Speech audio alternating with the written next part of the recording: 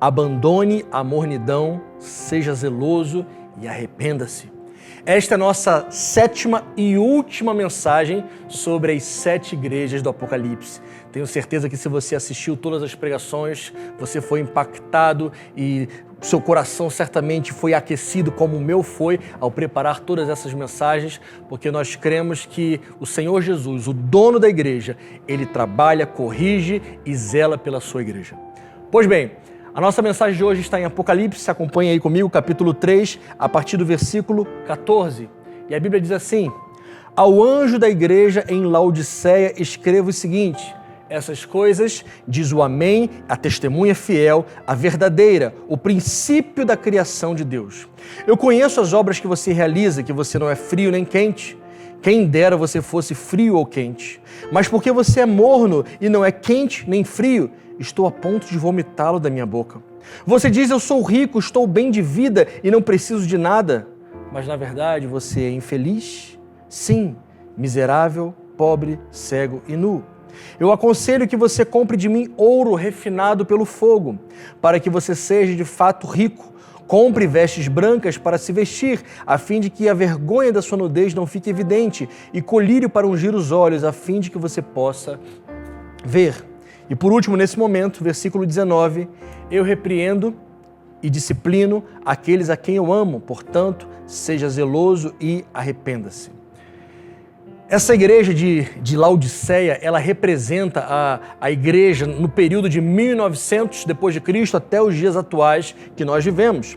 Algumas informações importantes sobre a cidade de Laodiceia fazem toda a diferença no nosso entendimento dessa palavra. Laodiceia era uma cidade muito rica e ela era conhecida também pela produção de lã, era uma lã negra, uma lã preta especial, era conhecida como uma cidade que produzia roupas, né? A produção textil.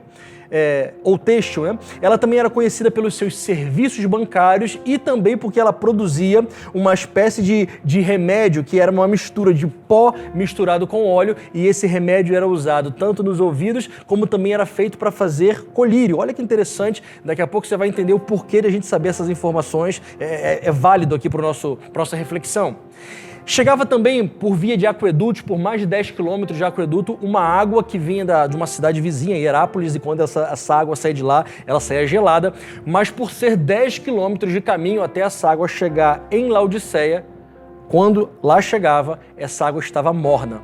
Não estava nem gelada, não estava quente, ela estava morna. E como ela vinha pelo aqueduto, ela vinha trazendo e arrastando alguns sais minerais, algumas pedrinhas, enfim. Quando essa água chegava em Laodiceia, era uma água morna e era uma água que tinha muitos detritos minerais, ou seja, era uma água que as pessoas da cidade de Laodiceia não gostavam de beber, porque diz os registros históricos também que essa água dava vontade de as pessoas vomitarem ao beber. Então, olha que interessante a gente saber previamente todas essas informações. Outra coisa interessante é que hoje, essa cidade de Laodiceia não existe mais. Das 7 igrejas que nós falamos, 6 cidades existem hoje com outros nomes, são cidades pequenas na região da Turquia, mas essa cidade, interessante que ela não existe mais, e ela hoje é chamada pelos turcos de Eskihisar, que significa Castelo Velho. Então olha que interessante a gente também saber isso. Jesus ele começa aqui no versículo 14 se apresentando como o princípio e o Amém.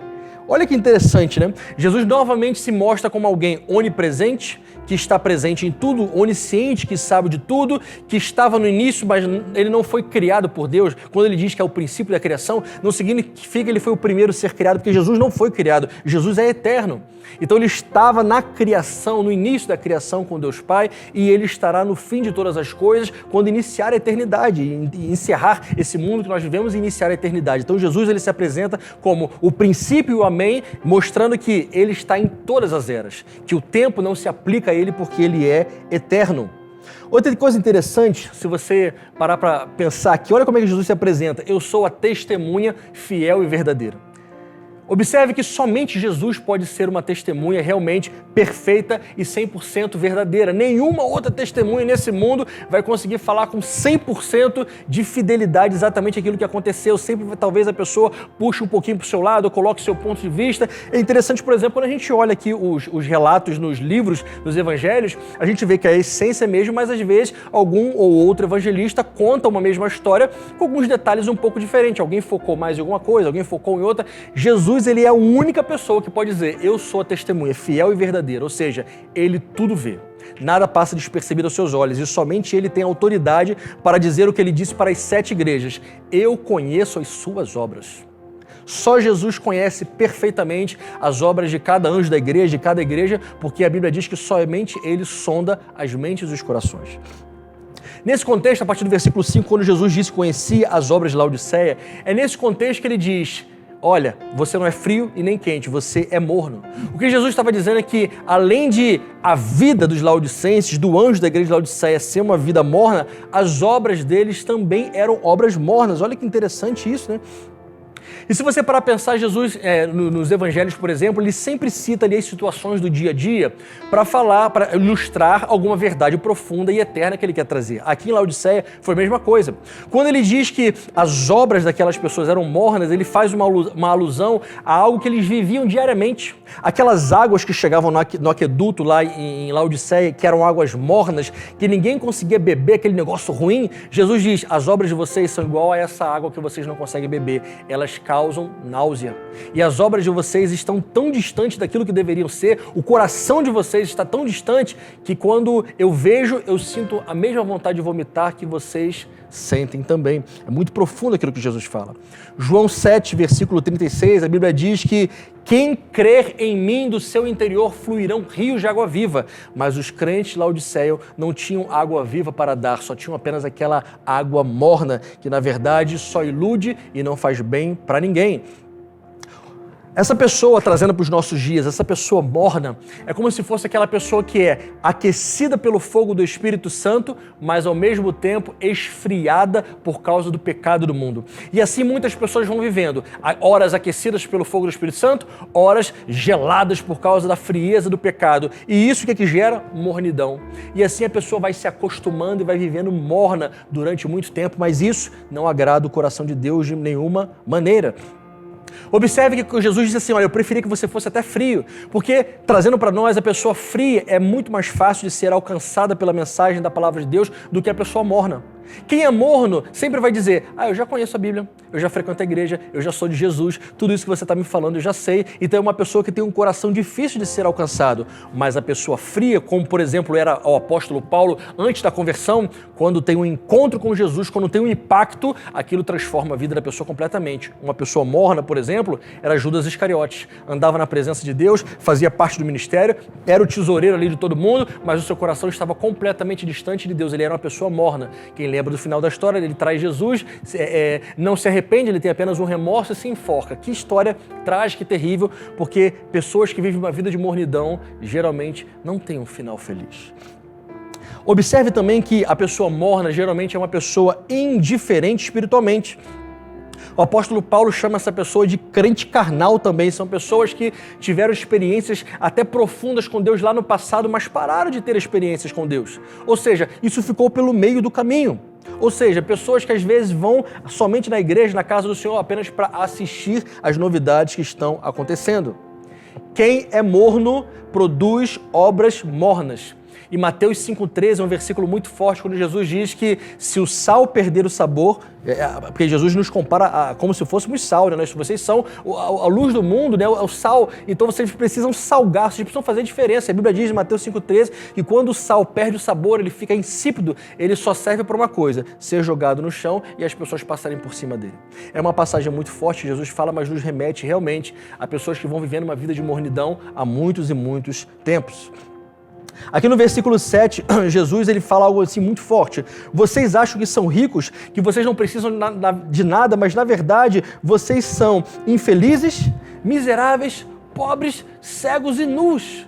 Ou seja, Jesus traz ali uma exortação muito forte para aquela igreja que se achava rica, porque talvez estivesse numa cidade rica como Laodiceia era, mas na verdade aquela igreja tinha posses, tinha coisas, mas não tinha o essencial.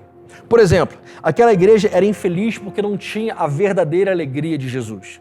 Tinham posses, tinham bens, tinham influência, tinham conchavos talvez, mas não tinham a verdadeira felicidade. Era uma igreja miserável porque tinha recursos financeiros, mas não tinha os tesouros no céu. Mateus 6,19 diz: não acumulem para vocês tesouros nessa terra, onde a traça, a ferrugem, o ladrão pode tirar essas riquezas, mas acumulem para vocês tesouros no céu. Talvez aqueles crentes ali estivessem apenas acumulando coisas na terra. Era uma igreja cega, olha que interessante. Eles moravam numa cidade que era famosa por produzir colírios. Mas na verdade Jesus diz: vocês produzem colírios, mas vocês são cegos. Vocês perderam a visão de Deus, vocês não conseguem mais enxergar aquilo que no começo vocês enxergavam.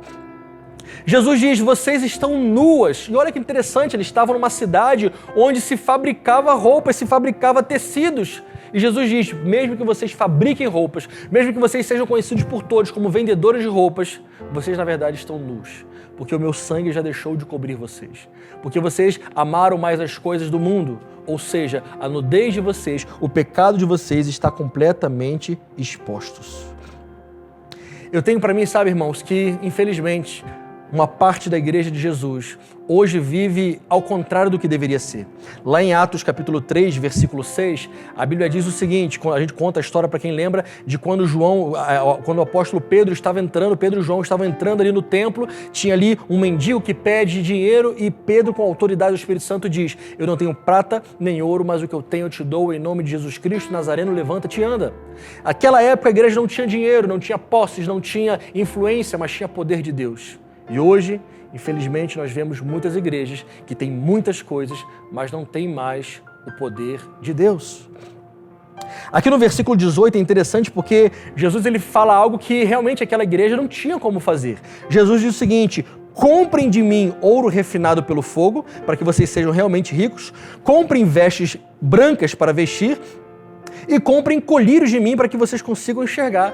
O que Jesus estava mostrando é o seguinte: todo o ouro que vocês têm não é capaz de comprar o verdadeiro ouro refinado pelo fogo.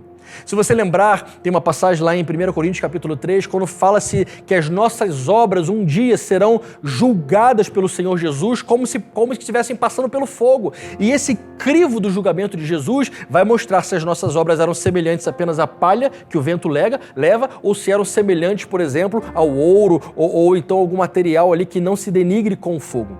Então o que Jesus estava mostrando é que a verdadeira riqueza não é ter as coisas nessa terra. A verdadeira riqueza é produzir tesouros nos céus, é viver uma vida inteira para agradar o Senhor, fazendo obras que o agradem, não para ser salvo, não, mas porque é salvo, fazendo obras, isso sim é verdadeira riqueza. E Jesus diz: é esse tipo de ouro que vocês têm que comprar de mim. Mas não se compra com dinheiro. Esse ouro refinado se compra com a graça, com aquilo que eu dou de graça. Jesus diz para eles também que além daquele ouro, eles deveriam comprar também vestir roupas brancas. Olha que coisa interessante, porque aquela cidade, ela produzia lã preta. E aí Jesus vem e faz um contraste e diz: vocês precisam comprar de mim roupas brancas. Não que o preto ou branco, mas no sentido de roupas de pureza, roupas de santidade, roupas de que mostra que você não tem pecados ocultos ou sujos, porque tudo é branco, ou seja, viva uma vida de santidade, de pureza. Você se orgulha tanto por ser o maior produtor de roupa, dessa lã preta, mas você, na verdade, precisa de vestes brancas, precisa de vestes de santidade. Jesus também diz o seguinte: vocês precisam comprar colírio, vocês fabricam, exportam, mas vocês precisam comprar de mim o verdadeiro colírio para que vocês voltem a enxergar e ter a visão dos céus que vocês perderam há muito tempo. Isso é muito forte, eu imagino como aquela carta chegou para aquela geração, mas eu digo, a nossa geração também precisa ouvir a mesma coisa, obviamente. No versículo 19, a Bíblia diz: eu repreendo e disciplino a todos quanto amo, portanto, seja zeloso e arrependa-se. Observe que o objetivo de Jesus não era simplesmente julgar, não era simplesmente acusar, porque o acusador das nossas almas, Satanás, já faz isso.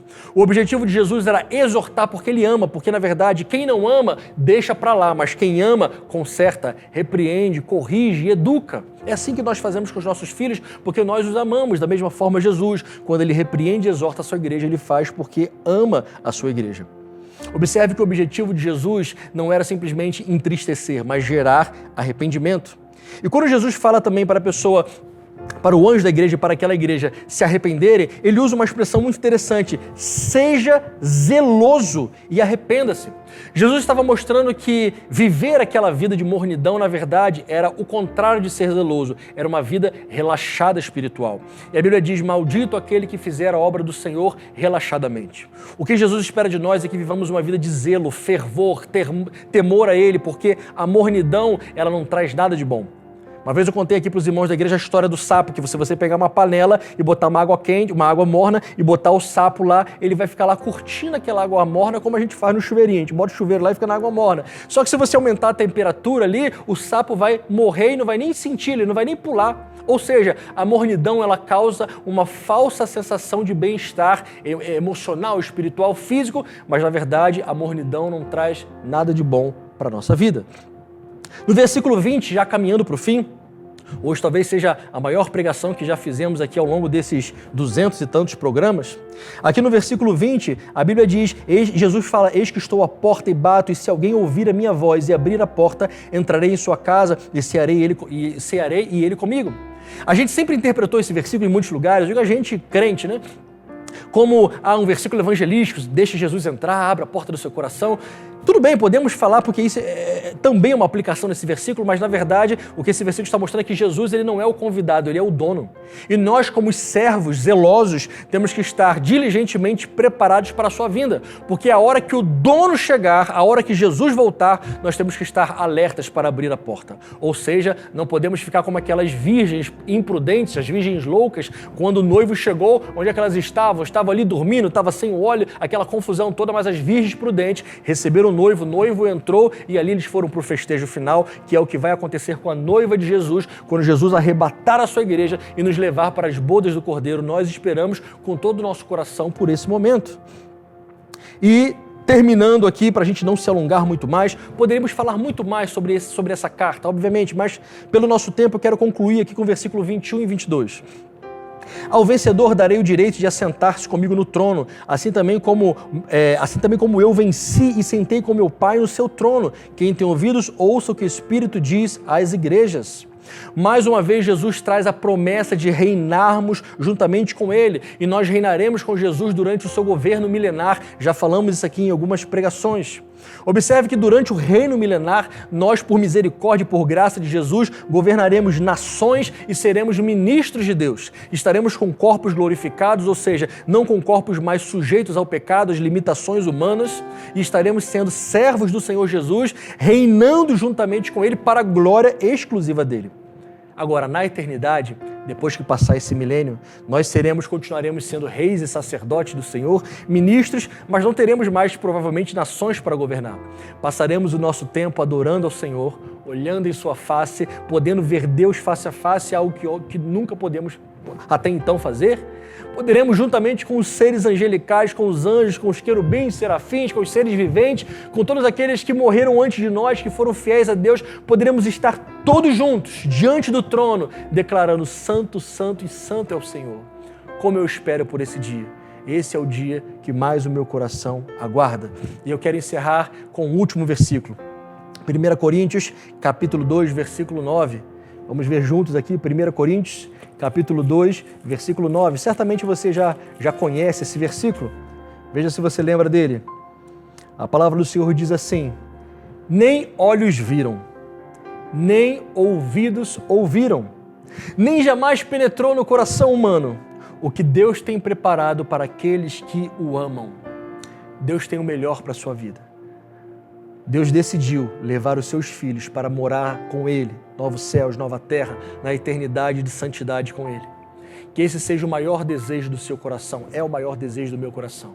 Este mundo não tem nada de bom. Portanto, sejamos zelosos, abandonemos a mornidão e nos arrependamos de todo o tempo que passamos distante de Deus. Que Deus abençoe.